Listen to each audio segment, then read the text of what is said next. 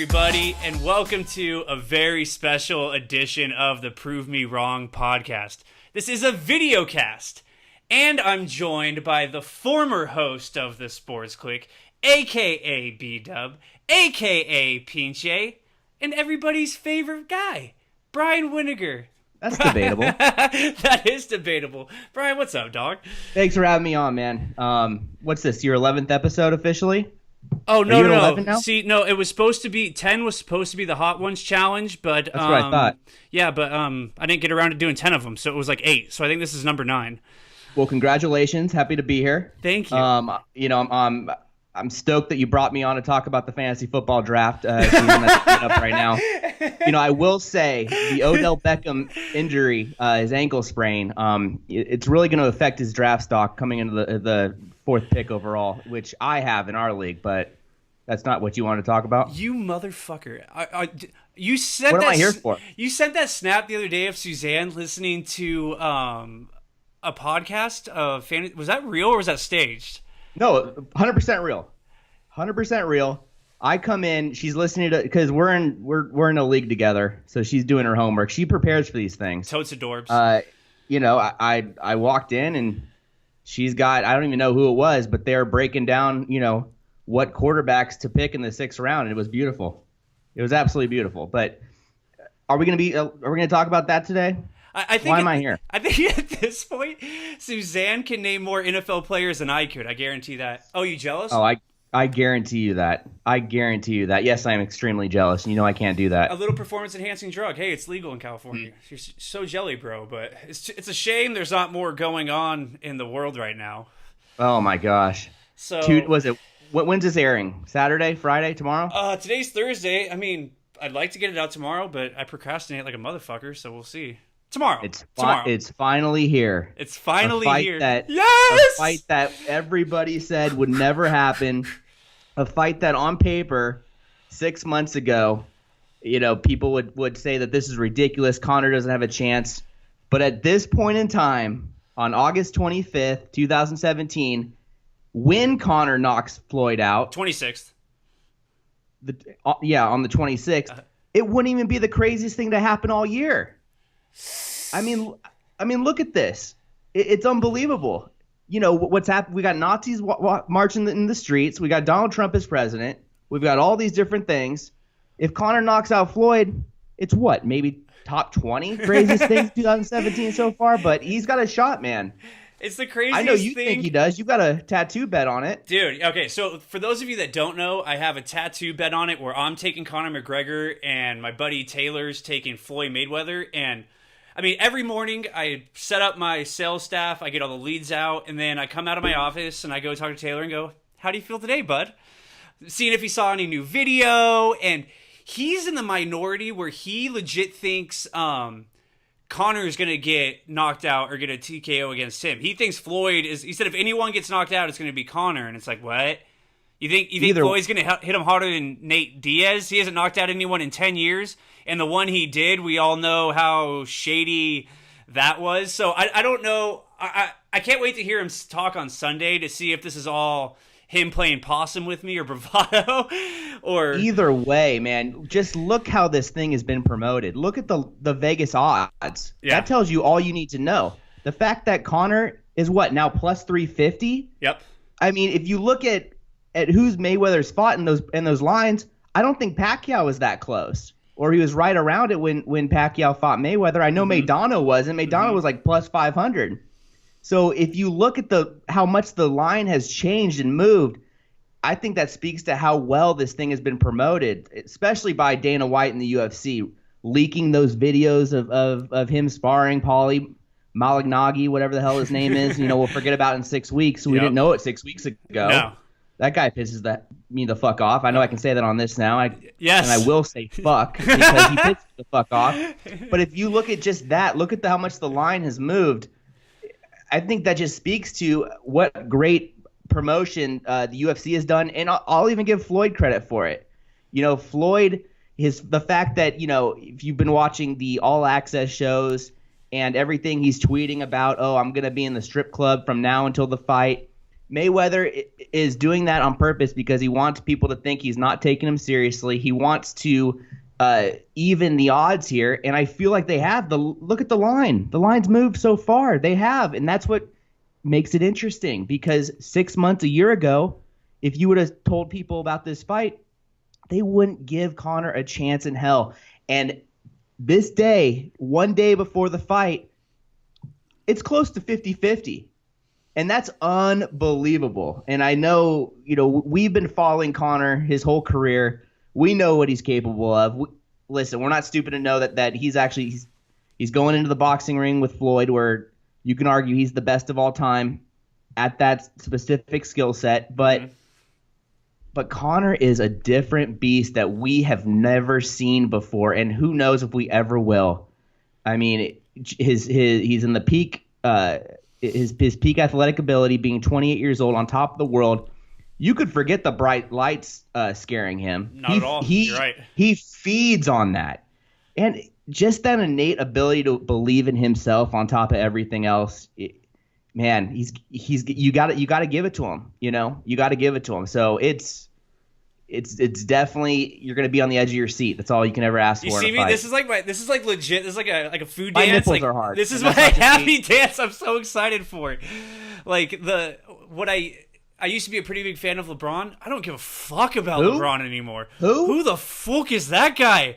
Like, who? I'm all in on Conor McGregor now, and we were talking about it today at lunch. Like, I went back to see if I could find like old audio of the Sports Clique, because we've been talking. It's easy to say now, but for anybody that listens to the Sports Clique, we've been talking about Conor McGregor since 2013 and about him being the best. And I mean, I remember talking with him with Derek from Total Zen Float back in the day, and he's like, "Oh, he's not shit. It's all hype." I mean, I don't know if you remember that far back, but he never thought Conor would be anything, and we've been on the Conor train, I think, since day one.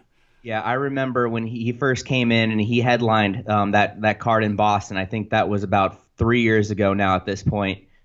And I used to watch every single Dana White video vlog there was, and he was on one of them. And Dana's taking him down, Rodeo Drive, and just buying him all this stuff, and you could just see his charisma. And Dana and the Fertittas, they saw it back then. And Dana would always say, if this guy could throw a punch, he's going to be the next superstar. And we all know he can throw more than just a punch. The guy's been delivering on both ends, and he's unbelievable. He's unbelievable. But I will tell you this. I wanted to say this. Uh-oh. The people out there that want this fight to end more than anybody else are the national media sportscasters. Colin Cowherd, Skip Bayless, all those guys want Shannon Sharp. All these guys want this fight to end so bad because it is such an embarrassment watching them try to break this thing down, watching them try to have old UFC fighters like Randy Couture on their show. But do they know it? Like, what's your take? You watch all that stuff more than I do. Like, I literally have ESPN and Fox Sports blocked on every social media I can. I mean, Twitter, Facebook, Instagram. So I see nothing what they see. Like, that's 100% true. Good for you. I just see it because I see it roll through Twitter, and right. It's more of a freak show for me to watch these. When Colin Cowherd has Randy Couture on, I'm gonna watch the 3-minute video clip because I want to see how many times he butchers this interview. For example, he had Randy Couture on there, and he was talking to Randy about Conor and about how Conor's in his physical prime and whatnot, and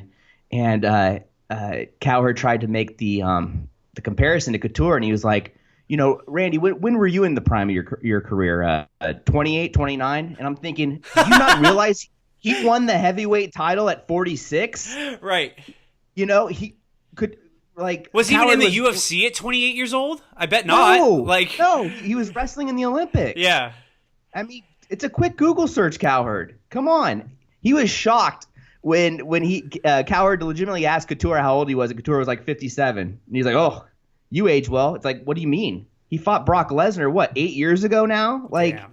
So it's just it's embarrassing, and it probably affects me more than the average person because it's blatant, uneducated opinion and sports take, and the fact that he just has that position, and the fact that this is the biggest event of the year, now they have to talk about it, and he's forced to talk about it. It's like you and I talking about figure skating or something. Yes. If it's we have no business doing that. No business.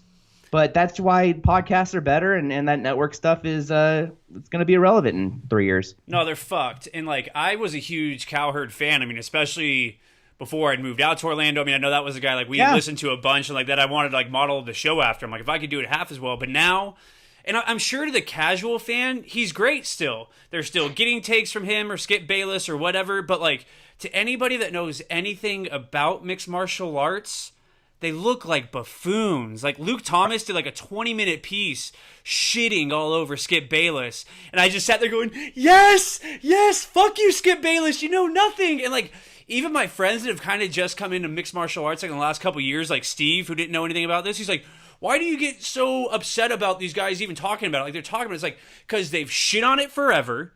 And now they're talking about it now that it's big and it's mainstream, and they don't know what the fuck they're talking about at all.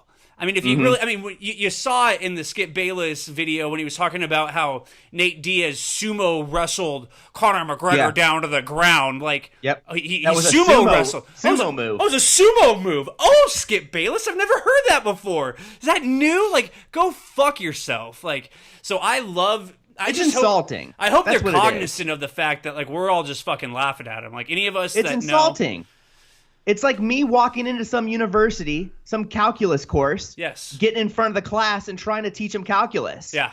To a group of AP students who know what they're talking about. I'm just like doodling on the whiteboard. He's like, hey, I have a whiteboard and there's some numbers and I have a calculator. And when I put the numbers in the calculator, if I do it correctly, it spits out these other numbers. I mean, that's how I'd have to talk about calculus. And, like, that's, like, the ancillary way of them talking about the UFC or Conor or this match or whatever it is. Class, listen to me. I have this time slot. You got to listen to me. Yeah. I have this time slot here. We're talking about calculus. I'm here. This is what's going to happen. No. And you notice there's, like, no one, like, worth their what am I looking for? There's no one that, like, that we look up to that are on these shows. There isn't a Luke Thomas on the Cowherd show. I mean, I guess Ariel is kind of like mainstream, but he just kind of toes the line anyways. And I like Ariel, I mean, for what he is, but they're not getting any expert analysts on their shows. And I think that's because the expert analysts are all talking shit on them. They're not beholden to ESPN. They work for SB Nation, so they get censored a little bit, but they kind of let them say whatever the fuck they want about these guys. Right. Listen, I get it. I understand, that Cowherd, he's made his money and has made his career on talking college football, the NFL, the NBA. I get that. But, like you were saying before, I mean, the UFC, Conor has taken it to another level. Ronda Rousey took it to a different level. Chuck Liddell took it to a different level. It's continued to grow. It's never been bigger at this point as far as mainstream because of what Mayweather and Conor are doing, but it's the fact that they were so dismissive, and not just them. The networks that they were working for. They were so dismissive. This isn't a sport. The same networks that'll put on poker. Yeah. That'll put on now video gamers. And doing all this stuff. I saw that. I was at Primos the other day, and they were flying like drones around. They were having drone races on TV. I couldn't believe it. So right. So that's what gets to me. And, and the fact of the matter is you don't know what you're talking about. No. Like you don't know what you're talking about. So why talk about it? I mean, you're now a running joke. It's the backwards thinking that ESPN just recently had with kicking that sportscaster Robert Lee off that, Virginia football game. They're being so politically correct. They're offensive. Oh, you were triggered. You were triggered. But it's like, I mean, you literally, by doing that, you wanted to not create a controversy, but you created 10 times more controversy doing that. And it was just because you thought you were doing the right thing. And, now he's calling the pit game. He's calling the pit game now. But, dude, you're afraid that stupid people are going to make the assumption that it's bad taste that you have an Asian American, by the way, Robert Lee, not Robert E. Lee. Robert E. Lee is dead. I mean, And isn't that in fact racist for kicking a guy off a telecast because of his name? I mean, it's like because of his race. His name's Lee. They were acting like they dug up Robert E. Lee, mounted him up in the fucking booth, and he was calling the game. Like, no. The average intelligent person could decipher about, and not get offended because this guy's name is Robert Lee. Like, meanwhile, they have Ray Lewis on panels. He's one of their paid, or he was a paid employee. I don't know if he still is. And I don't give a shit about Ray Lewis, but murdered a guy, and they don't worry about that at all. I mean, but you don't let Robert Lee on there. I'm worried since I'm bald that people are going to think I'm a Nazi. You see all this punch a Nazi shit on Twitter? Like, hey, guys. Oh, yeah. No, you better keep that hat on, buddy. I just have a bad hairline, but man of the people, okay? Do not come no punching me. There's no time to explain out there on the street. No. There's not. Nope. But it's just do you still watch ESPN? No. Gosh, no. Like, you don't? You really don't? You don't watch SportsCenter or anything? Swear to God. No. Okay. No, I don't. I mean, I barely watch TV. The only TV I do watch is when I record The Bachelor or Bachelorette. But other than that, I'm getting my news and everything from either podcasts or Twitter or I don't watch ESPN. I mean, I know what it is. It's garbage takes. I like things that I can learn. And become educated in some kind of subject. ESPN is fluff, and they're in trouble. They're in trouble. It's Bravo for dudes. That's the new analogy I've come up with. That's an ESPN. insult to Bravo, by the way. It's a Bravo for dudes. Especially if you're watching First Take. You're just watching Andy Cohen talk about the Real Housewives. I mean, that's all you're doing. But when I want to hear about this fight, I think I've watched every video on YouTube. I mean, I've seen everything. And I mean, I go to Luke Thomas. I go to Joe Rogan. I go to Brendan Schaub. I listen to Paulie Malignaggi. I mean, I was, and now he's kind of become this other thing. But I watched a video of him on Cowherd the other day, and Cowherd's like, so what do you think of Conor's left? Can he even throw a punch? And I think it was John Kavanaugh. He was on MMA, the MMA Hour this week, and he goes, Ariel, people are asking us if we know how to lace up gloves. That's how we're talking shit on ESPN, but to me, too, that's how the boxing community is looking at an MMA guy. They still think this is some rinky-dink barbaric. And how soccer fan used to be oh, you don't understand soccer. That's how boxing guy is right now. You don't think they know how to lace up gloves? You guys, I want Conor to knock out Floyd just to shit on these boxing guys, almost more than anything else. Just to watch them all go fucking run and hide. And what Dana said yesterday, what will you say then? What will you say then? Oh, Floyd was old. Oh, I know what they're going to say. Is boxing dead? Yeah. Is boxing dead? Mm-hmm. No, it's... Look, Conor grew up in the boxing gym in Ireland. That's where... That's his bread and butter. I mean, he's been doing this his whole life. Now, you can't compare his credentials to Floyd professionally, but, Conor knows what he's doing in there. And Conor isn't this MMA meathead that I think people still view MMA fighters like that, where they're just wrestlers, they're just jiu-jitsu practitioners, they're just boxers. No. No, they think they're Floyd's bouncers. You know what I mean? They think that there's Jersey Shore douchebags that aren't it's unbelievable. No, yeah, Conor's something that we really have never seen before. And if anybody can get in there and hang with Floyd, it's Conor. Because the other thing too is, and Floyd will say this too, things change when those lights turn on. Mm-hmm. Things change when those lights turn on. Mm-hmm. Conor's not going to get his butt's not going to pucker when those lights turn on and it's time to go and the whole world's watching. Yeah. He thrives in that. And I think that's that's something that you can't teach, and something that you earn, and Conor's earned that.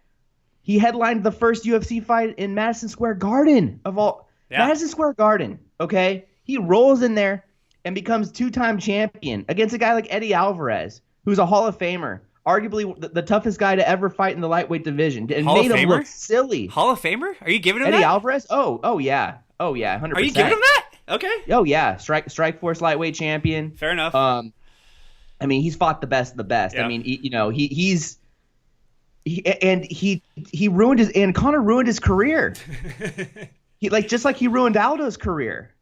He ruined Chad Mendes' career. Everybody who he fights, he ruins their career. Yeah. And when we're talking about guys who are at the top of the game, and he rolls in and does that on the biggest spotlight. A lot of these times too, he'll get an opponent like he did with Nate, like he did with Chad Mendes a week before because somebody pulled out. It was like 4 out of 7 fights, I think, was like on short notice or something, right? Like, yeah, and he still gets in there and puts the work on. So I just think, that set of balls that he has and that confidence that he has, you can't compare him to anybody else. You can't compare him to Canelo or even Pacquiao. You can't compare him to these people. He's a different beast in there, and let's see what happens. I mean, it's a fight, but bottom line is they made this thing interesting, and it's fucking interesting. Yeah, man. Like, people are tired of me hearing it, but I keep saying that I get on paper. I understand it. I understand on paper, but I believe in Conor's belief that he believes he's going to knock him the fuck out.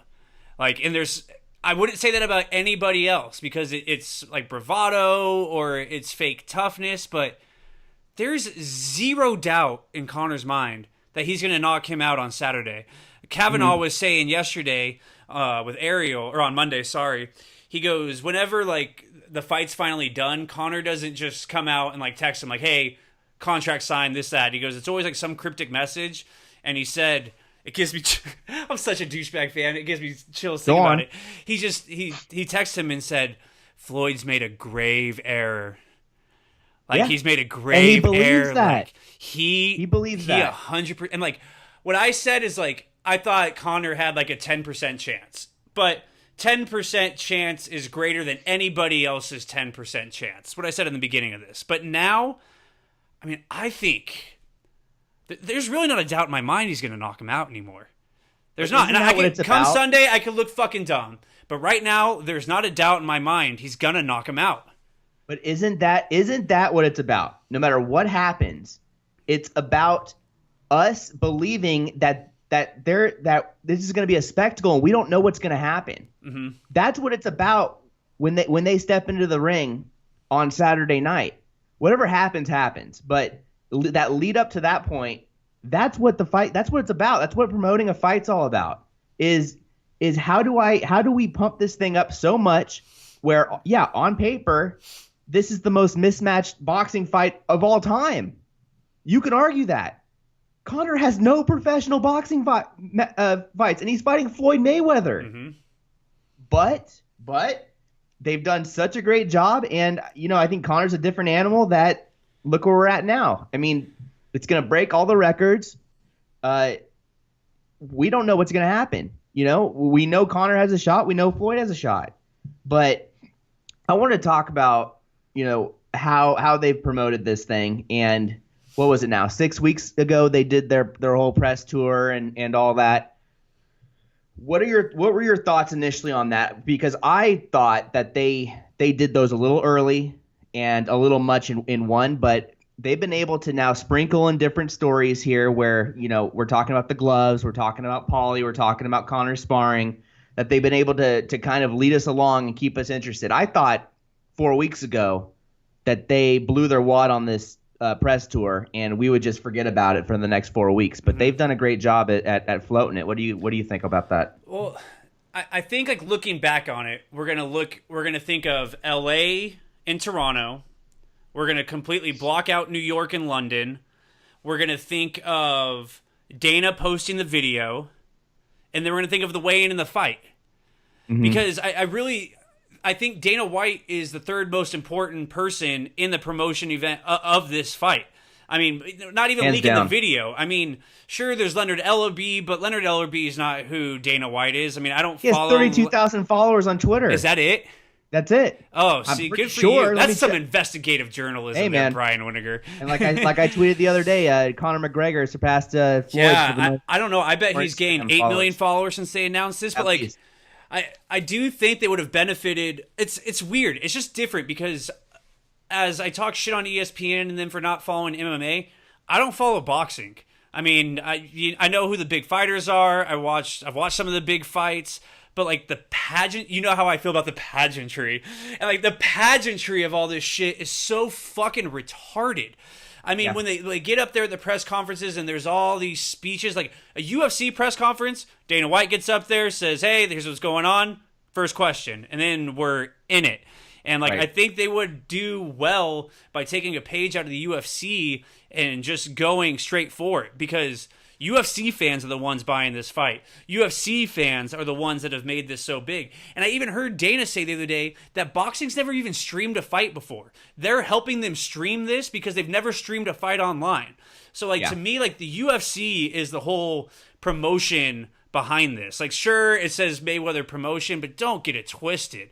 It's Conor, it's Dana, and it's us diehard MMA fans. But like when... Oh, it's true. I mean, I was at the LA press conference, and dude, I mean, I might as well have just taken down my pants and started stroking it. Like, I was so pumped. I was so excited. Like, it was fun. And then you saw Toronto on TV or on YouTube, and you're just like, holy shit. And then the next two came. But like, that's kind of indicative of boxing too. Like, you don't need 4 events.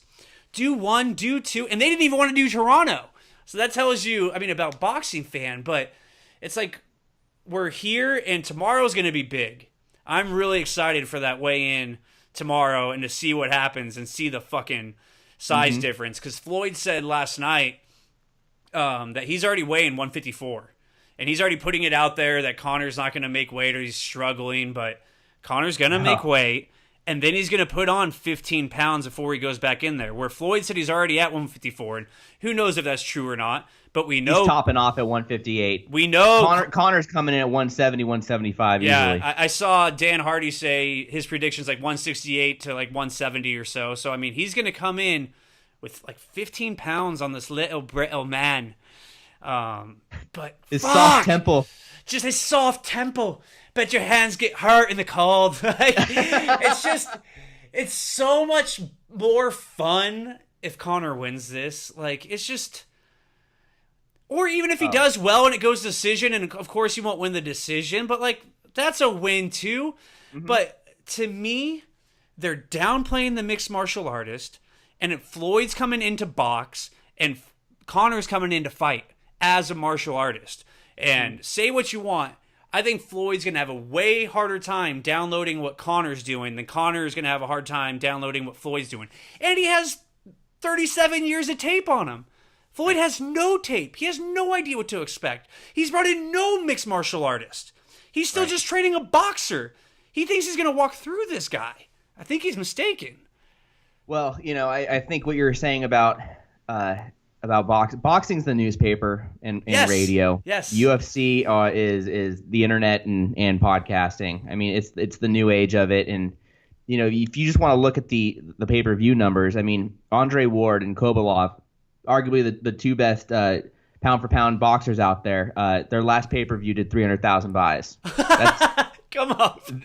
Yeah. So you know that's ridiculous. That's a UFC fight card in Sweden. Yeah. You know, getting their headline dropped off. You know, and it's Whitaker Romero. You know, headlining that. But you know, and then you look at the Mayweather fights. His last couple ones haven't broke 1 million. They've been like around 500, 600,000 buys. So I mean, you know, you want to talk about who's really selling this thing? It is Dana White. It is Conor, and you know, it is Floyd too. I mean, Floyd. I thought I will give him credit. He's doing his typical, this guy has a chance against me, you know, what he does with everybody, because he realizes that if people think he's just going to roll over this guy, then what he's going to watch? People want to buy his fights to see him lose, you know, vast majority more than people want to see him win. So I just think that it's been promoted to perfection. And I mean, another thing that Conor has that I'd argue, I mean, at least in the last 10, 12 years, no other Mayweather opponent has had. Conor said it himself. I could beat the fuck out of this guy. Yes. In a real fight. I'm not worried. I can beat the fuck out of him. So I'm gonna go in there and I'm gonna fuck him up.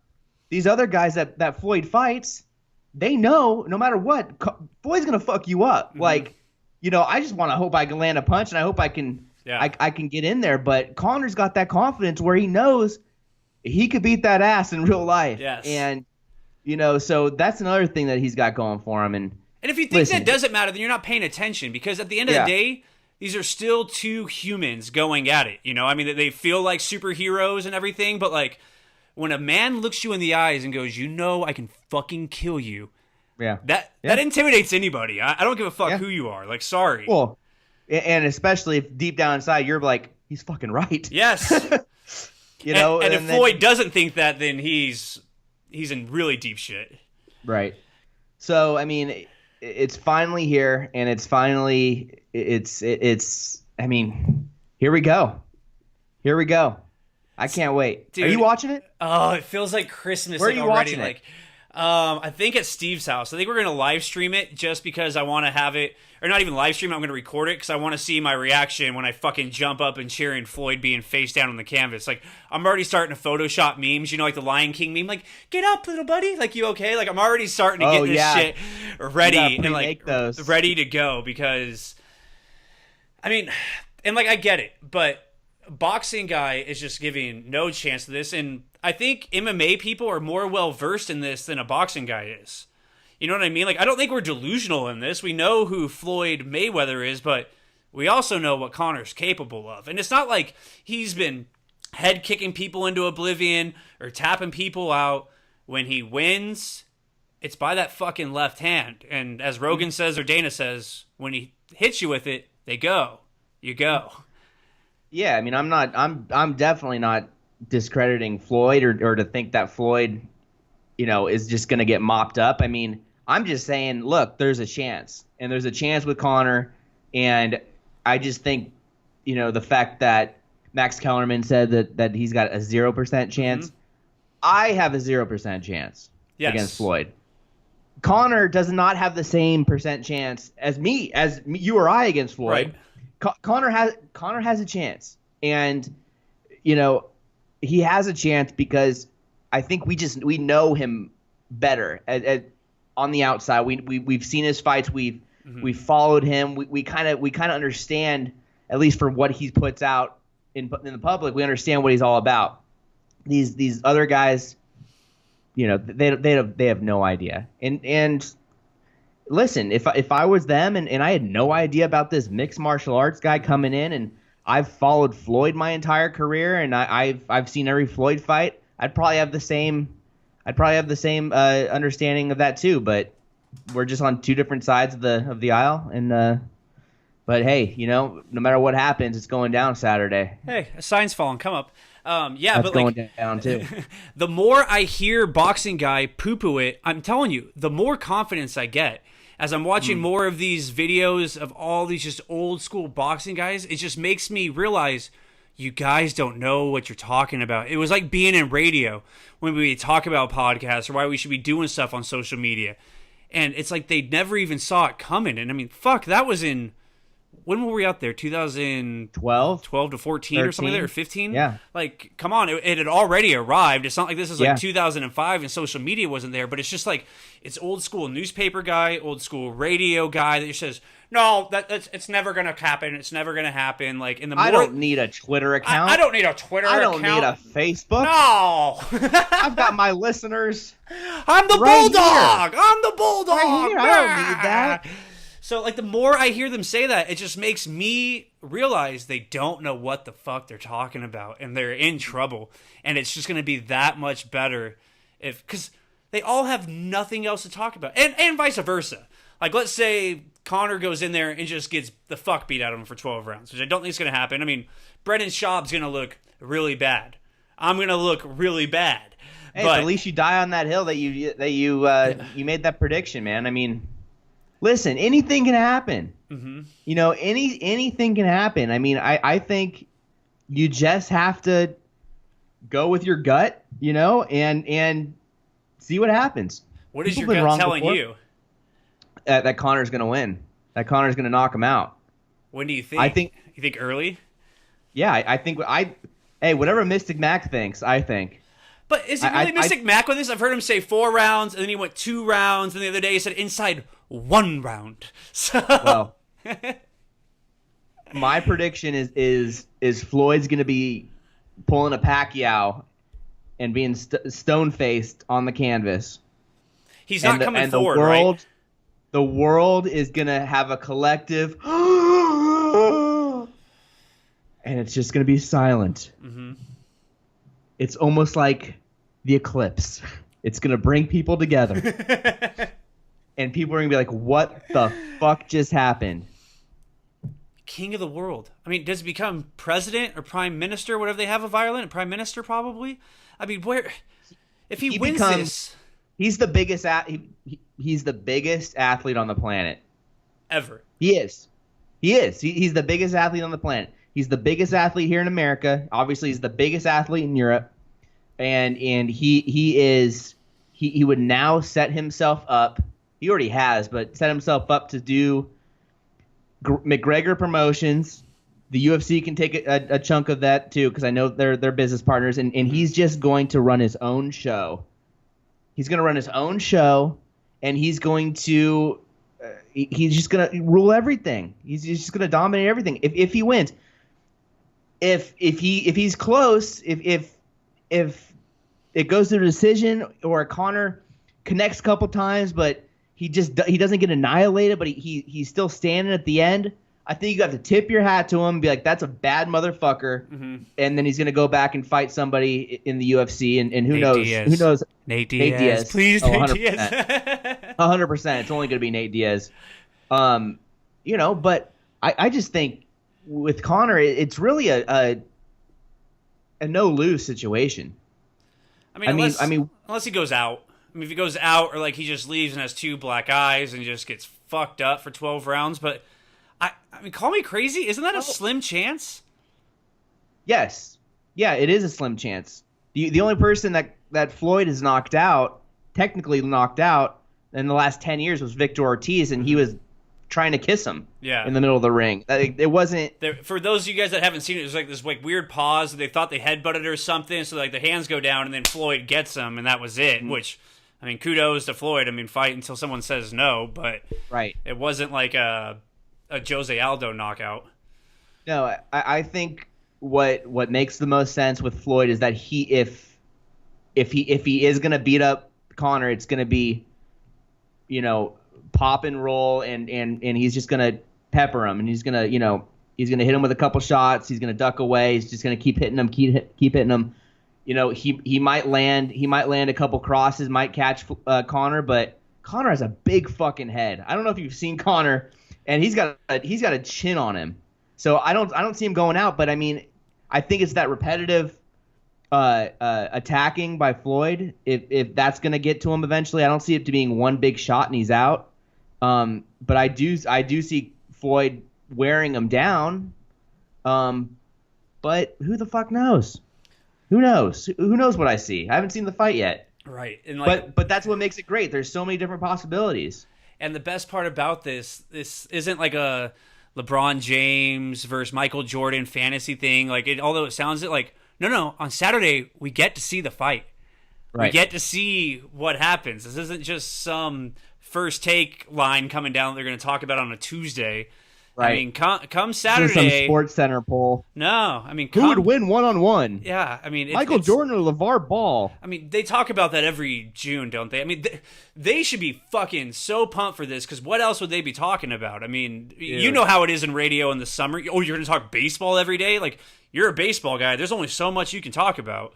Dude, there was, I don't know if you follow Bleacher Report on Twitter, but there was probably a week in late June this year where I don't know what the fuck interview this came from, but they had a new Michael Jordan quote about some bullshit. Michael Jordan's favorite ice cream is cookie dough. Yeah. Michael Jordan thinks Kobe's the best of all time. Michael Jordan, LeVar Ball. I swear to you, it was every fucking week. Mm-hmm. There was a new fucking quote by Michael Jordan. Like they had him tied up in the basement of Bleacher Report corporate offices, and they'd walk down there every morning and ask Michael Jordan, "What's your favorite breed of dog?" Yes. Okay. Michael Jordan, he he loves Dalmatians. Quote. Let's put a meme. Let's put Cruella de Vil there, and let's do something. Tweet it out. It pissed me off to no end. To no end. Where I think I spent time putting together, matching things up, and putting it out, and hopefully somebody at Bleacher Report saw it and got offended. Mm-hmm. No, the only sport account I follow anymore is just Barstool now. Yeah. And that's it. But I mean, not Bleacher Report, not ESPN, especially not Fox now that they cut all their writers, which is hilarious. I don't know if you've seen their PR department try and get they can't ask for quotes from anybody anymore, so they ask if they can steal their video. Hey, can we use your video of that because they have no more print media, which is something to me sounded like a good idea at the time, but now it's horrible, I guess. It's just you need those guys. Yeah, man. You need those staff writers and those people on the ground who have that following. A guy like Adam Schefter for ESPN. Mm-hmm. The guy's got 3 million followers on Twitter or whatever. You got to use people like that to get your stuff out. That's what the whole deal is there. It's no longer your platform, your network, your channel mm-hmm. on basic cable to get your shit out there. You need to use these writers and these bloggers and these people with their own fan base to get your stuff out there. Get the hits. Now when they link a story, they just have one of those infographic memes, and there's no link to anything because they don't have any news anymore. So Fox Sports is all just infographic memes and then videos of stuff. And then how do you track clicks? I mean, how do you track? I don't know. If you can't link anything, how do you get the analytics? How do you make money off of that? I mean, who still goes to foxsports.com to read news, or who goes to ESPN.com? I mean, I check Deadspin and then just whatever comes across Twitter. I bet there's 4 people out there that seriously, they only follow. What if that's the case? They only follow Fox Sports for their news. Oh, there is. Seriously. There is. That's it. Yes. Isn't that sad? We know some of them. Can't you picture that? Some guy waking up and just going to Fox Sports? Yes. And getting all their information for that. And then going to their shitty job and then, getting updates on their shitty telephone.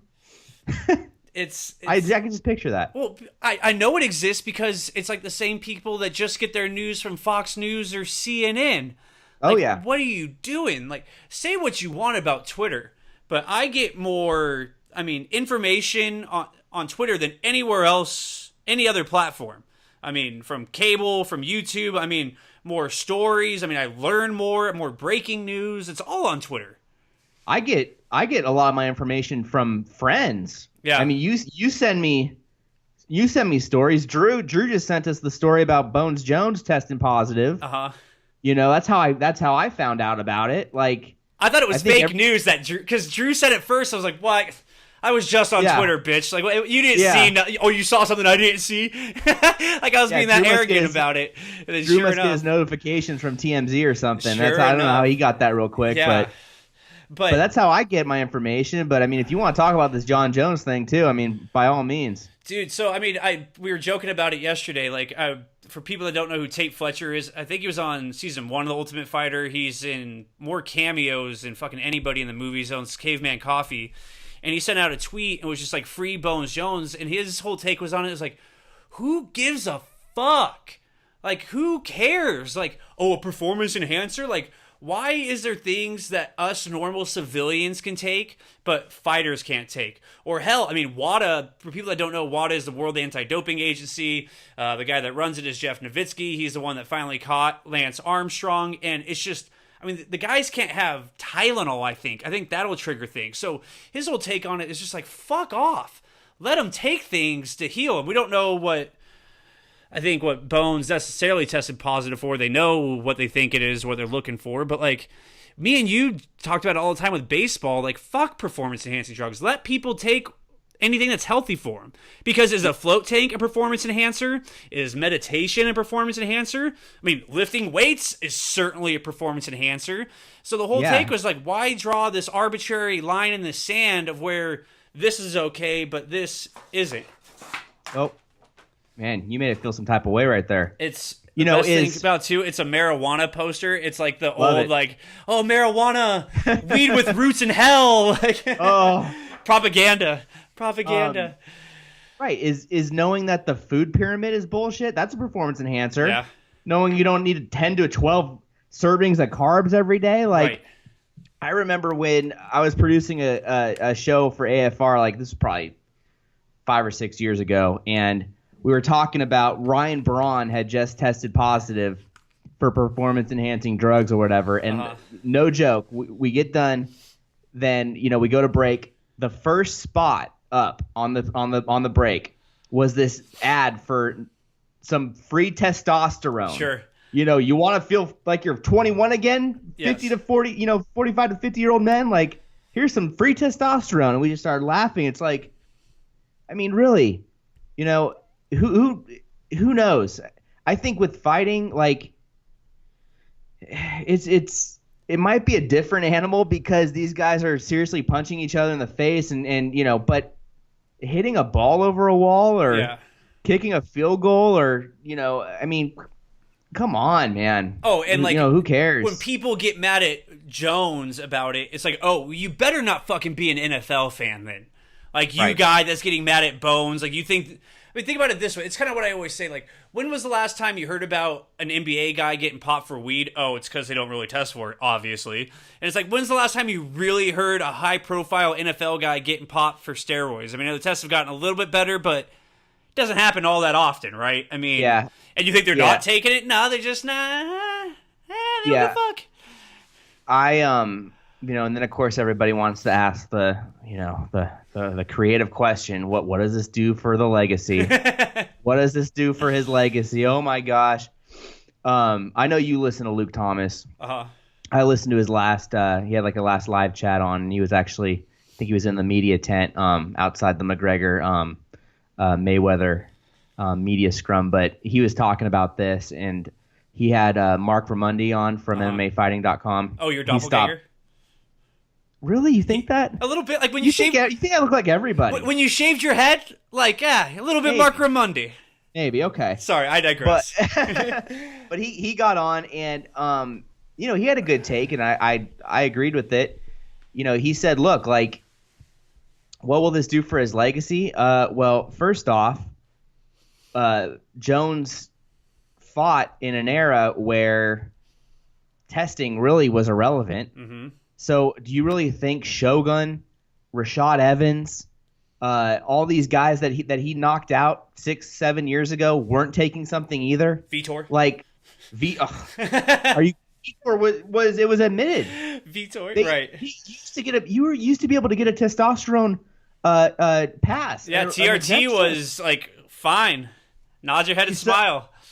Right. So listen. I mean, yeah, I think it's insane that he would test positive this time. Apparently, he was tested 7 times before this fight, and he was clean all 7, or all 6 before. But the one that he knew was going to happen, post fight, you're going to get tested post fight.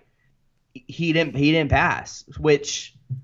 I know he's reckless. I know Jones is snort some cocaine and beat your ass the next day, reckless. But I mean, gosh, like how crazy do you have to be to take something, a couple of days before? So who knows? Who knows what's gonna happen? But then why are they allowed to come out with it too? That's what fucking drives me crazy. Right. Because like when WADA comes out and they say it's a potential violation, like fuck you. Get your ducks in a row. You're guilty. And then come out and say what it is. Like it drives me crazy because then you see it with Cyborg or whoever else it is. I mean, Chad Mendez. I mean, get your fucking facts together and then come out and suspend the guy and say we have proof. This is what it is. Because it's not like he has a fight coming up anytime soon. They were talking about Brock Lesnar. Dana said that it was going to actually be Stipe in Detroit, which that would have been awesome. But like Brock Lesnar's never used either, by the way. Right. Well, of course. But it's just like, why? Perfect. Let them fight now. Let Jones and Lesnar be roided out of their mind. Let's go. Mm-hmm. I just don't. Let's go. I'm with you. Like I do get it in fighting why there needs to at least be like testosterone level, like baseline tests, so you just make sure, like it's different than hitting a fucking baseball. But like when it comes to TRT or HGH, like, oh, you mean it makes you heal faster? Good. That's the fucking point. Like, Why else get surgery? Because it makes you heal. Like, I just don't understand why they don't let people take certain things. And like steroids, we were all told kind of like the war on drugs, like, oh, it's so bad for you. And we've come to find out in moderation, it's perfectly fine. It's perfectly fine. Well, and to think there's not something out there right now that these guys are taking that we've never heard of. Right. We'll find out about in 5 years. Of course. Is naive. I mean, come on. They're always a couple years ahead of the testing. Mm-hmm. They've always been that way. They're always going to be that way. It just is what it is, man. There's too much money. There's too much money involved with all of this. And you can blame the sports fans for that too, where these guys are judged based on their performance. Mm-hmm. You're out there, people are burning jerseys. People are, which is a whole different subject that I don't even want to touch because it's just stupid. It's the same people that would have gotten offended if Robert Lee, did the color commentating for the Virginia football game. But you have it's just mind blowing that these people are they put so much pressure on these athletes, where especially in football, and basketball, you bitch at a guy like Kevin Durant because Kevin Durant wants to go and join a super team. Mm-hmm. You bitch at him because he wanted to go win a championship. The same people that bitched at him his entire career for not winning one. Mm-hmm. Why do you think he did that? Why do you think all these guys are doing that? Because they live and die on these championships that the public puts on them. Right. And say what you want. These people, these NBA players, these athletes are human beings. They read Twitter. Okay. They have friends who are listening to people talk about them. Like, right. They're affected by it. Right. They're asked questions every single night by short, white, fat, middle-aged people who have never played sports in their lives, mm-hmm. with Cheeto fingers and all, and nacho cheese dip on the side of their face. They get microphones put in their face when they're just wearing a towel. Okay. Talking about their legacy and when when are you going to win your championship? When is this going to happen? Yeah. Every night. I was thinking about who was the douchebag at the Orlando Sentinel. Was it Denton or which one? The guy that was there in the beginning of that one season, like where they won 3 games in a row, and he kept asking Denton. Is that his name? There's this guy. What's his first? He's actually the staff writer for the Magic. Oh, is he? He's not. Yeah, he's actually the writer for the Magic. Was he then? He had just become that. This is even worse. So, guys, the staff writer of the Magic, this is even fucking worse.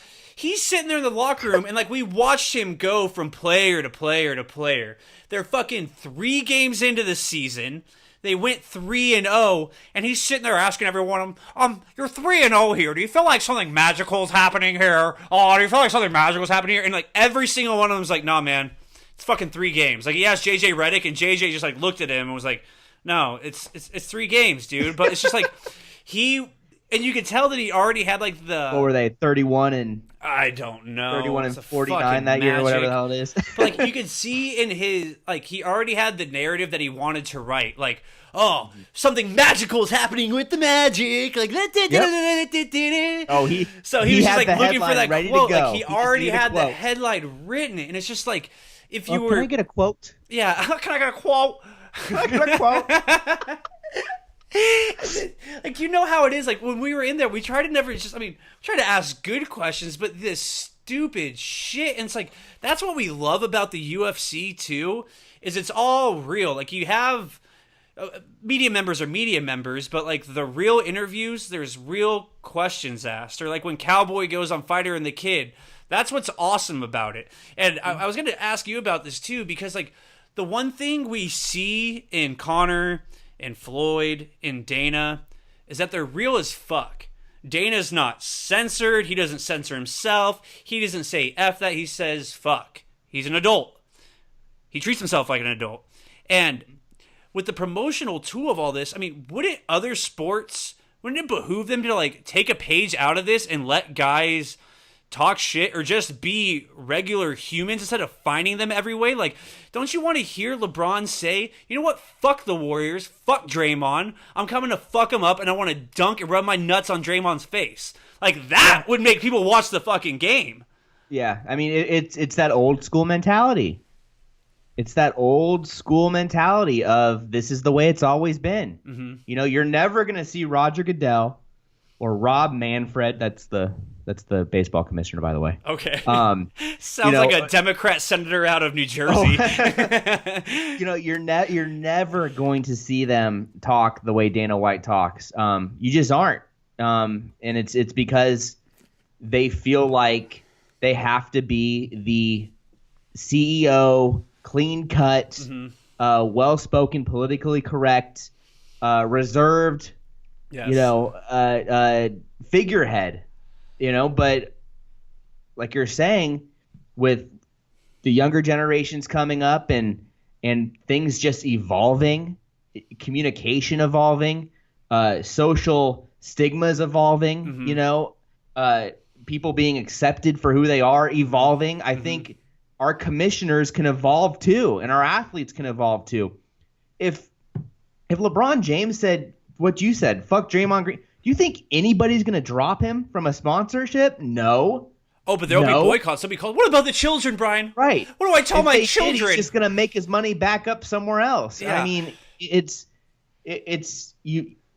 So, but I think we're going to get to that point, and I do think that the UFC has helped usher in that new kind of flavor, and even the way that the UFC's covered. Mm-hmm. I mean, the fact that you have a guy like Joe Rogan who, dare to say, is the voice of a generation as far as anything, not just UFC, not just mixed martial arts growth or anything like that, which he's been. It's unprecedented how important he's been, but even just for the podcast medium.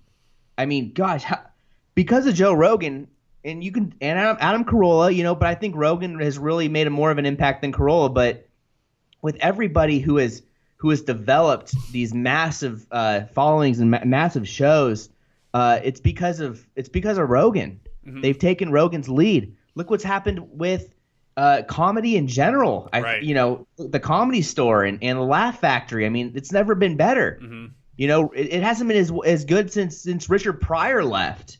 And it's because of a guy like Joe Rogan, who is so about his community and his friends and growing things together and being excited about other people's success and telling a guy like Jocko Willink, who is an ex-Navy SEAL, hey, you need to have a podcast. And fucking Jocko Willink, the guy who fucking was the lead commander for the Battle of Ramadi back in 2006 in Iraq, one of the most deadliest war ever, now has a podcast mm-hmm. because Joe Rogan told him you should have a podcast. Mm-hmm. Jocko Willink, think about what Jocko Willink has done in his life, right, and the important things he's done and the things he saw and the just the influence he's had over these warriors and people in this gruesome situation in the Middle East. But he listens to a guy like Joe Rogan, he's doing it, and mm-hmm. Jocko's podcast is killing it. Mm-hmm. Just like all these other comedians. All while he's talking about DMT and mushrooms and smoking pot on camera, and even a guy like Jocko. It was so funny on 420 because for those of you guys that don't know who Jocko Willink is, he's just a man amongst men. I mean, follow him on Twitter, follow him on Instagram. I mean, he was the reason I was getting up at 4:15 and going to the gym at 4:30 every morning for a year. But he's even on 420, he took a picture of his watch and said, "Hey, happy holidays, Eddie Bravo and Joe Rogan." He gets it, or Cameron Haynes, who seems like a pretty Christian guy. Pretty buttoned up, but I mean, he's best friends with Joe Rogan, and you just wouldn't have seen this. And I give credit to the Fertittas and Dana too for just letting Rogan run with it, not trying to censor with him. Because now, if he tried to start it today, I think WME, IMG would not let him do it the same way. I mean, he says whatever the fuck he wants about Reebok, whatever he wants about the UFC, whatever he wants about performance-enhancing drugs, and they don't censor him at all.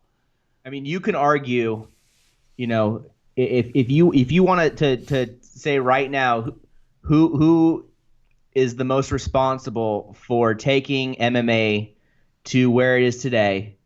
Obviously, Dana White and the Fertittas, but Joe Rogan is right up there. Right up there. I mean, I would say side to side because of everything he's done, commentating in the UFC, but most importantly outside, you know, and getting the fringe fans and the people interested in who necessarily wouldn't be watching the UFC or the fights. You know, he's been there's no comparison. You know, Howard Cosell maybe in football, right? But that's about it. There's no other comparison out there. He's unbelievable. Michael Rappaport was comparing himself to Howard Cosell the I other saw day. that. I saw that. He said he's the Howard Cosell of the big three. Dude, there's times I love Rappaport, and then like I had to mute him for a while because he was just going off on his Ronda Rousey, and he kind of gets on like the social justice warrior side of things sometimes, which is so weird because he's so outspoken and you fuck. Like I just love when he gets like that, but sometimes it gets to be a little much. But yeah, he calls himself the Howard Cosell of the big three, but like that's what kind of bums me out too, that Rogan's doing a comedy show the night of the fight. It's like, dude, like be there or do a fight. Fucking cancel it. We'll all understand. Like no, I mean I'm talking like I know him or something, but like, come. Hey, if you're going to that show, fuck you. Let Rogan watch the fight. What are you doing? Cancel it. Reschedule. They'll all understand. Like, and. Not like I know the guy, but like I almost think this is going to be something he might regret a little bit because he has been in the UFC for so long. He is such a huge fight fan. He tweeted out Conor McGregor before Conor was in the UFC. And it's like you have this. I mean, I wish he was just doing a fight companion with Eddie Bravo and a couple other guys that night so we could just watch that. Like, granted, they'll do it after the fight, but I really think he's kind of. I sound so stupid saying it, but I mean, it just almost seems like he's kind of missed an opportunity not doing something the night of the fight, you know? Yeah. I mean, I would love to see that. I mean, I think if anybody, like I said, I mean, Rogan needs to be. I would have loved to see Rogan, you know, be there calling the fight, right? For God's sakes, but you know, at least do a fight companion. Yeah, so I prefer those fight companions. Me too. Because I always talk about like in podcasts, it's just like a one-sided friendship. Like it's one thing like on this, like where most people that are listening to this podcast know who I am and we are friends in real life. But like when I listen to like Bert Kreischer's or now Chris D'Elia's Congratulations Pod, like how we have all this inside shit of like you won't and Nape's full or whatever the dumb vernacular we've created. Like I now have this too in this one-sided friendship. You know, like with D'Elia, I'm saying, oh, turn around. Oh, Yakuda. Oh, it's a free hunch. Like, bye. Like, and I feel like I'm friends with them, but they don't know who the fuck I am. I mean, obviously they don't know who the fuck I am. And it's just like this weird world we live in now, you know? But, and like, if you don't listen to Congratulations Pod, then I'm going to say things sometimes that's going to sound creepy. Like, I walk into work, I'm like, what's up, my babies? And they're looking at me like, what? Wait, what? Dude. Yeah, if you're not listening to Chris D'Elia's Congratulations Pod, just do it. I mean, you know, it's just unreal. It's Have you unreal. listened to every one of them? I haven't listened to the last two. Okay. But up to that point, I've listened to every one of them. I think there's 30 now, which is crazy. But like, I know. Like, thank God for that podcast too, because for people that like don't know, like I wouldn't have had the stones to do this. Like I kept saying I was going to do it in the back of my mind. It's like when you're saying, oh, tomorrow I'll go to the gym. Oh, come Monday I'll eat healthy. Oh, come Monday. And then it's 3 years later and you never ate healthy. But it was you after listening to Congratulations Pod and you're like, bro, that's what it needs to be. Because all it used to be on radio, it was just you winding me up and then me just going off on whatever it was, censored, which I hated, you know. I fucking hated. So it's nice. I mean, without that podcast, I don't know if I would have started it in this way. Because like he gave me the format. It's like, oh, I can write a couple topics, I can rant, and it only has to be 45 minutes. Because like when you're used to watching Rogan, everything's 3 hours. Like that's daunting to do by yourself. Yeah, as a guest. with radio too, and I know you did a couple shows by yourself. Not only are you trying to stay on topic, but you're trying to take phone calls. Mm-hmm. You're trying to watch the clock to see what time you're going to break. Mm-hmm. At least when I heard Dalia's podcast, I'm like, shit, like this is perfect. Like, Grayson could totally do this. It's just seriously put your mic on, sit back, and just fucking rant about something. Write down a couple topics and just go. And I really do. I feel better, dude. I swear to God, like since I've done it, I've been a happier person and I felt lighter. I think like I have all this bent up aggression because, we send screenshots back and forth of talking shit on people all day. I mean, of certain posts or whatever it is. It's therapeutic. So it's like now I just gonna come out and just rant with it, and it fucking helps a ton. And it's been fun. And I've interviewed cool people, and like now we're doing this. Like it's dope. It's rad. Yeah, it's awesome, man. It's awesome. Dude, I was at my buddy's engagement party on Sunday. My buddy Tom Atkins, shout out Tom. But right as I pulled up, like, of course I ate a couple of gummy bears before I went, and like the whole time, like I was like, I'm gonna fucking know nobody here. I'd never even met Tom's fiance, and right as I pull up, I see a woman get out of a car, and it was fucking Buddy Olds and his wife Lauren, and I was like, come up, I know someone here. Like, holy shit, I forgot Buddy's wife used to be a lifeguard with Tom. But I say all that to say this. I was talking with Buddy, and he's like, he brought up one of the Sports Clique episodes and that I had totally forgot about. Where, I know I forgot about it. What happened? Where Amber Webb was on it, and she was either in studio or we had her call in, and it was like curse word after curse word, and just like I'm not here to shit on Amber Webb, but he brought that up, and I had totally even forgot that conversation. Did he enjoy it? Took place. He was just like, I could not believe you guys were having that on air and were allowing that, because I remember producing just had to keep hitting the goddamn dump button every time she would say something. I mean, Amber, buddy, you're doing well. We did things at that station on those airwaves that should have never, ever happened. Ever had the business of happening. No. I mean, gosh, there was that time when I accidentally left that mic on and Big Joe's talking about his trip to Disney World, where he was getting a hand job on his way to Disney World, and I swear to you that it was like some high school baseball coach was on next. Joel was going to interview him, and I remember the baseball coach was on hold, and when you're on hold, you can hear everything that's going on. And he's listening to it in his minivan with his 6-year-old kid in the back. Oh my God. And he's about to go on this show.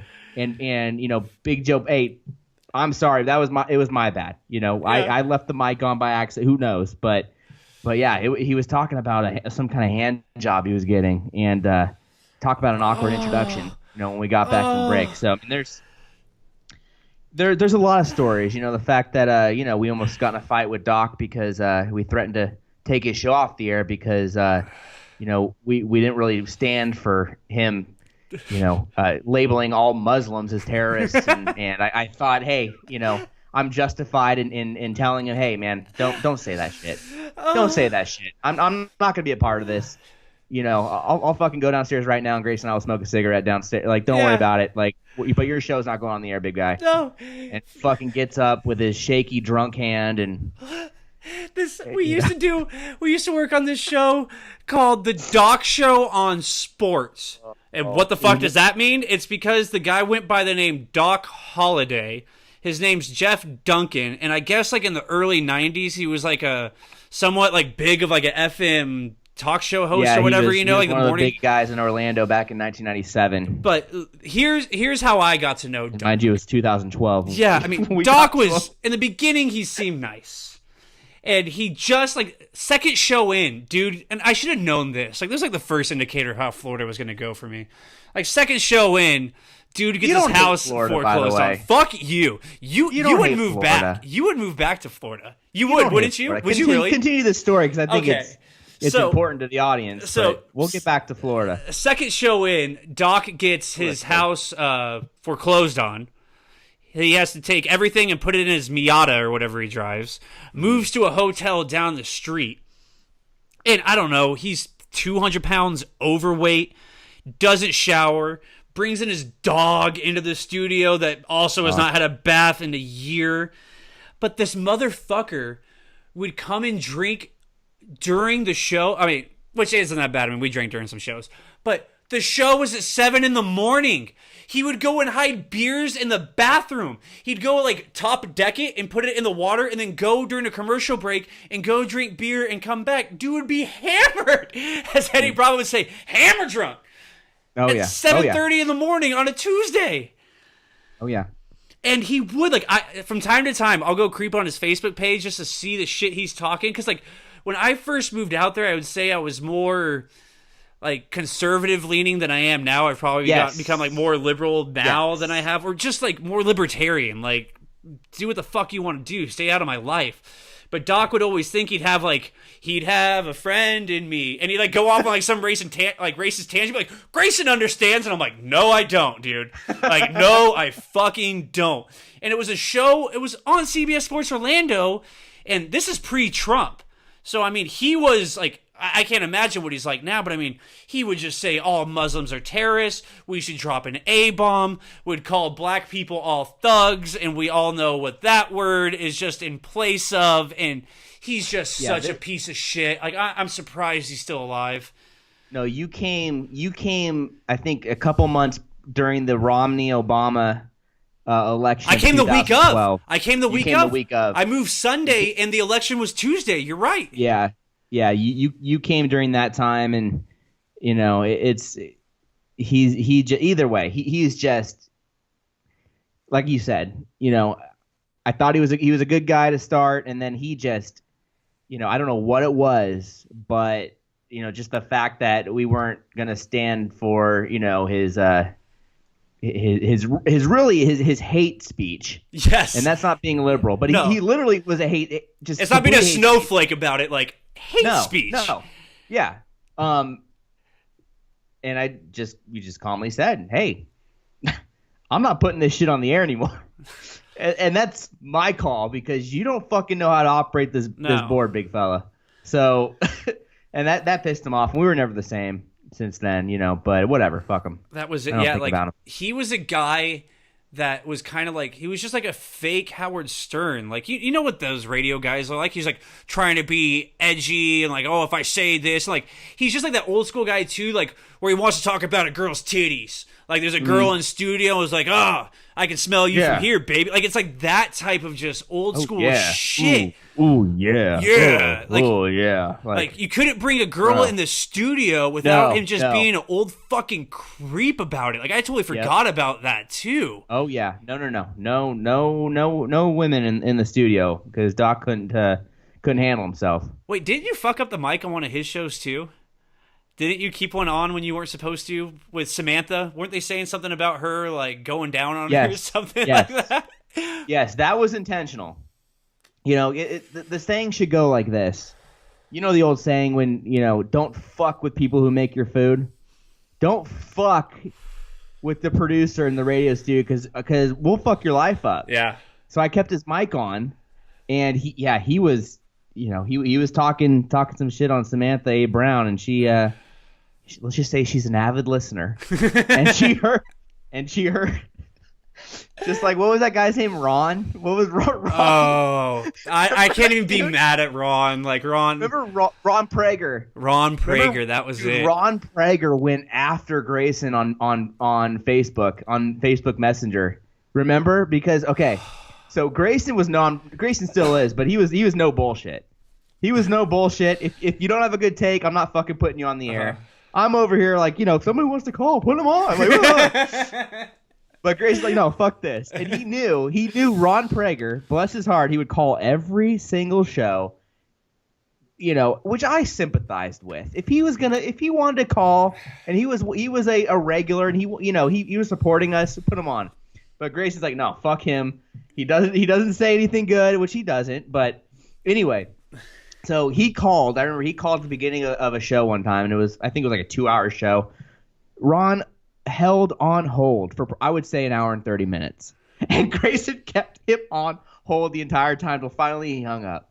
Anyways, we didn't think anything of it. I didn't even know Ron was on the line. But then we get this nasty Facebook message from Ron. Ron reached out on Facebook. I forgot all about this, dude. And wrote that paragraph after paragraph about, Grayson saying I was going to be on the air, which you probably didn't. You probably was like, okay, hold on. Yeah. And just this long, just winded response about how he'll never listen to the show again and how offended he was and blah, blah, blah, which I thought was hilarious. But he called again. Did he message Jan too? I feel like someone higher up came down and said something about it. But you know who said something? Tony Comas said something. Oh, that's it. He messaged Tony when I was working for free.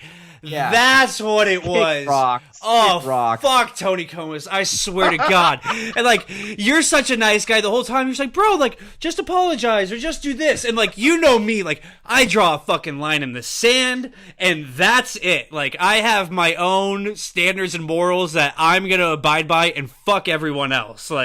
Once you do me wrong, that's it. Tony Comas, I forgot about that kid too. I swear to God, kid. I mean, what was he, 35 or whatever? He's probably still trying to make it in FM radio. He might have been 40. But the characters in Florida, I mean, you always talked about making a show out of it, but obviously the first episode of this podcast was called Fuck Florida. And now I get tagged in things about Florida all the time. And you don't hate Florida. It wasn't. Is that a shtick? Is that a shtick that you're trying to do? You don't hate Florida. Let's be real. I like Chris Drews. You loved Florida. No, I like Chris Drews. I like Eddie Bravo. Eddie Robinson. Well, you like Eddie Bravo. I do like Eddie Bravo. I like all the compound people, including Jerry Eisinger, and a few of the people I worked at Heathrow with, and then fuck everybody else. Nuke the state. You like the Griffies, don't you? Oh, my boy Griffey.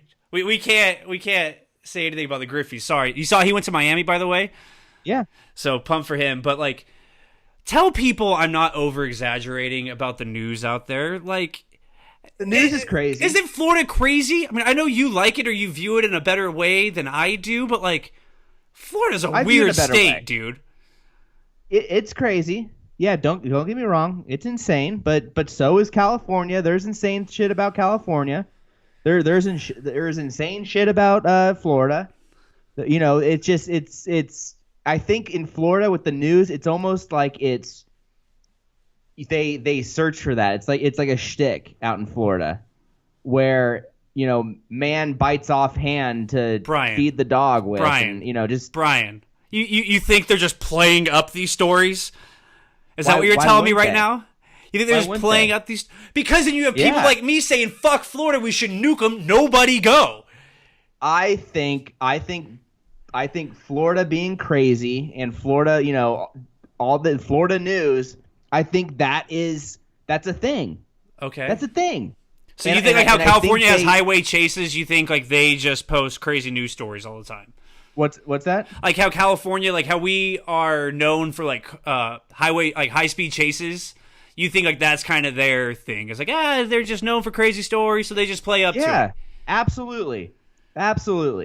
And I think that's what I think they play to it. I think a crazy story in Montana isn't going to get picked up as much as a crazy story in Florida because it's the crazy story in Florida.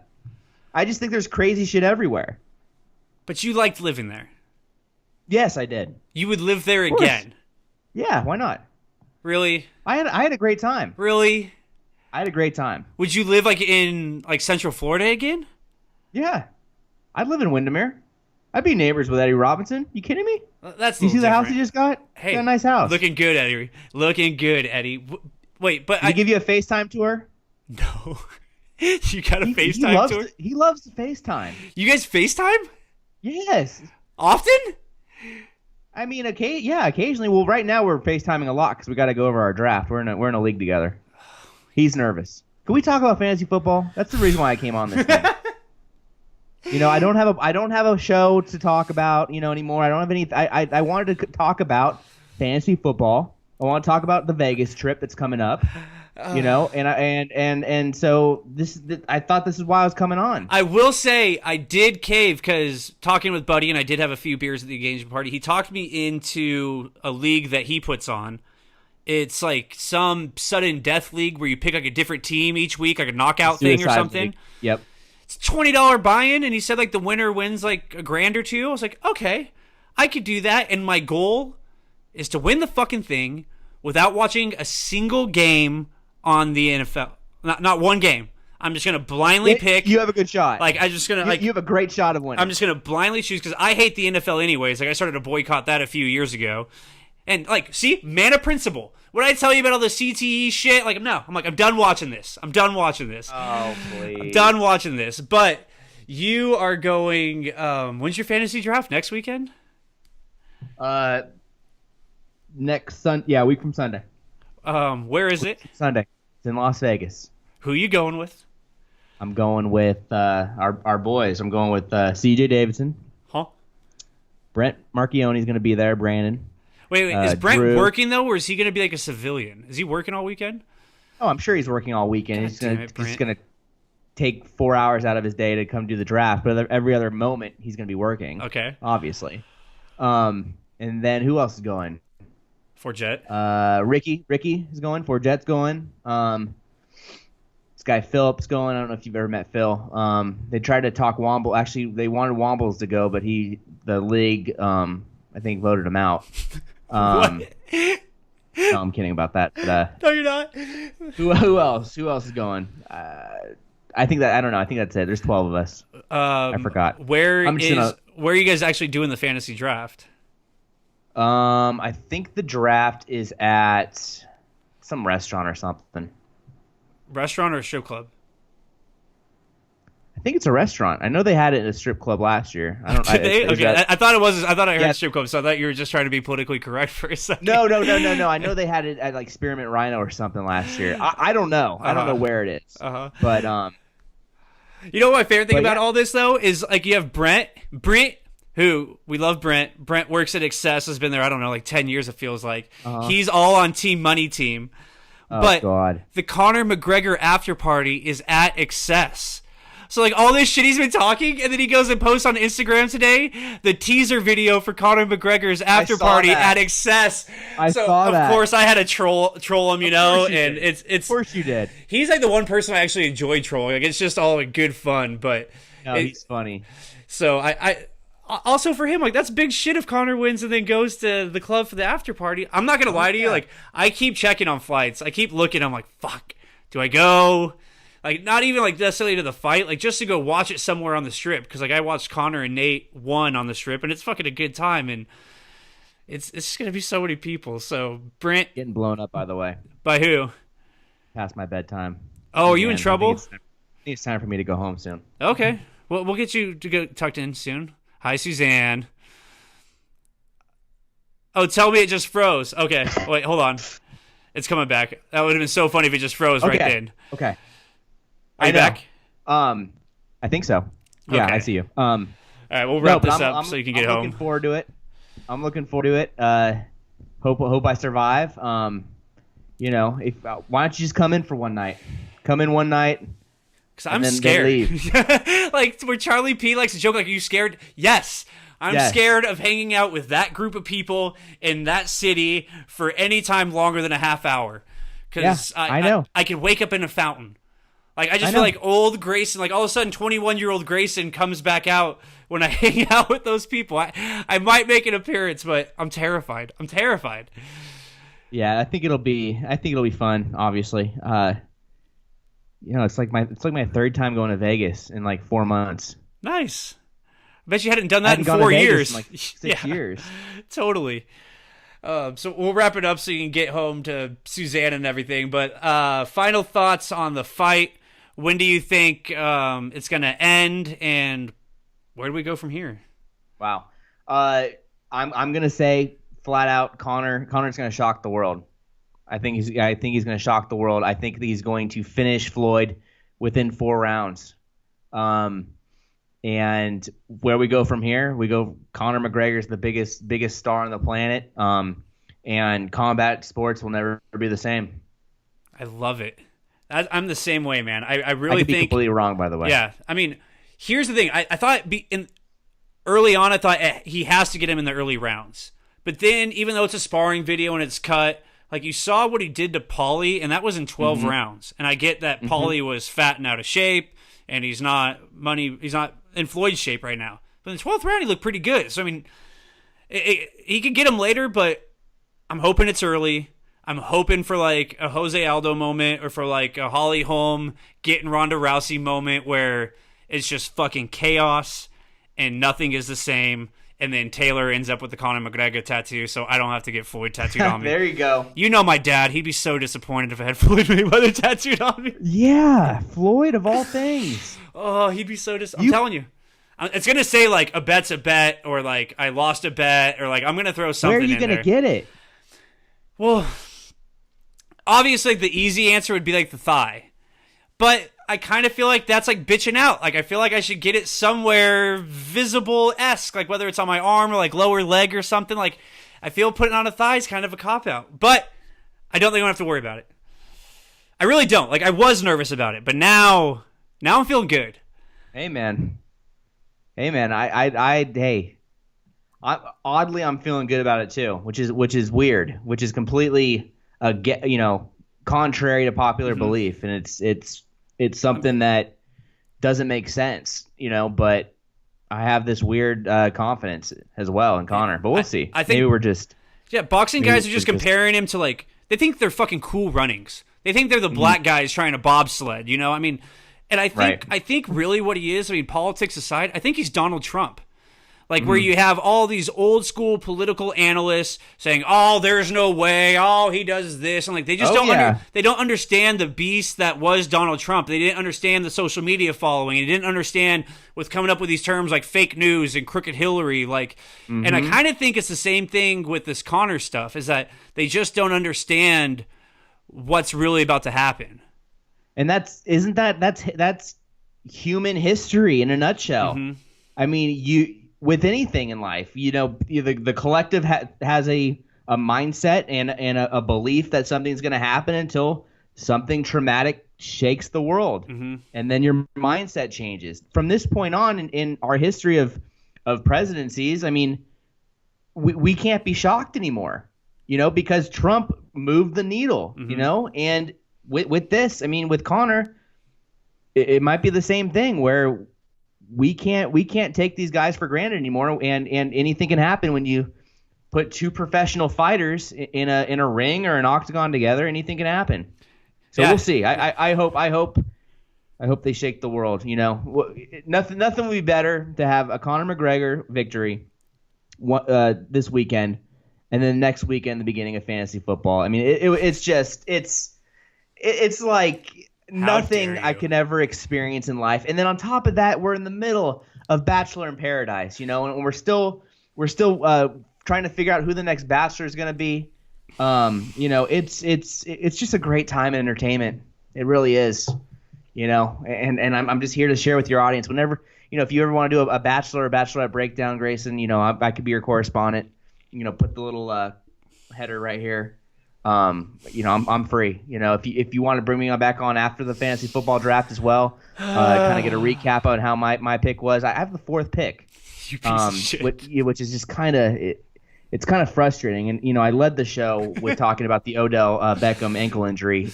Going into it, he's the clear-cut fourth pick. Obviously, you'd have David Johnson. You would have Antonio Brown. And Le'Veon Bell, in no particular order up there. But then fourth pick overall, you're going to have Odell Beckham. That's the only name I know. Out of all those names, that's the only name I know. I don't know.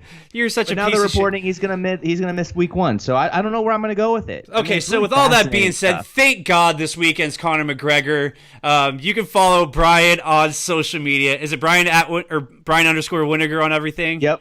Bomb. Yep, Dude, Brian _Wininger. I would not be doing this podcast without you, without moving out to Florida, without doing the show, without you encourage me to do it, buddy. Thank you so much. I fucking love you. This has been awesome. Same, buddy. Thanks for having me on. I mean, great time.